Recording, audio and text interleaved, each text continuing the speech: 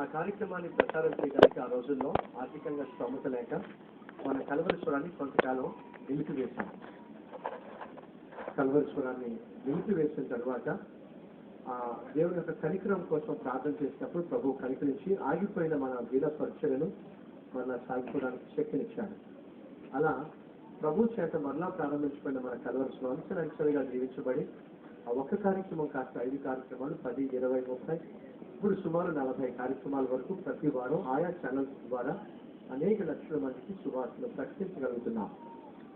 ఈ వాక్యాన్ని మీకు అందించడానికి ఎంతో ప్రార్థన, ఎంతో ప్రయాస, ఎంతో ఖర్చు ఈ కార్యక్రమాల వెనుక ఉంది. మీకు తెలుసా, మా టీవీలో కానీ జమినీ టీవీలో కానీ 30 నిమిషాలు మీకు వాక్యం చెప్పాలి అంటే సుమారు 35,000 రూపాయలు చెల్లించాలి ఒక్క పూటకు, ఒక కార్యక్రమానికి.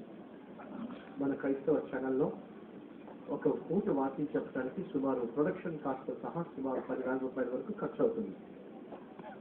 వారానికి మనం ఇంచుమించు 40 కార్యక్రమాలు ప్రసారం చేస్తున్నాం కదా, ఒక్కొక్క కార్యక్రమానికి 10,000 రూపాయల చొప్పున మనం ఇస్తే వారానికి 4 లక్షలు అవుతుంది, నెలకి 16 లక్షలు అవుతుంది మీకు అందించే ఆ వాక్యాన్ని మీకు అందించడానికి.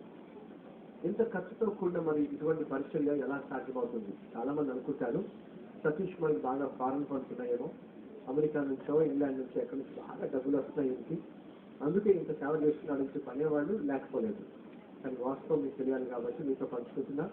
మీరు చూస్తున్న మన కల్వరి టెంపుల్, కల్వరీశ్వరం, కల్వరి మహోత్సవాలు, కల్వరి కాంతి, కల్వరి బైబిల్ కాలేజ్ ఈ పరిచయాలన్నింటిలో ఒక్క రూపాయి కూడా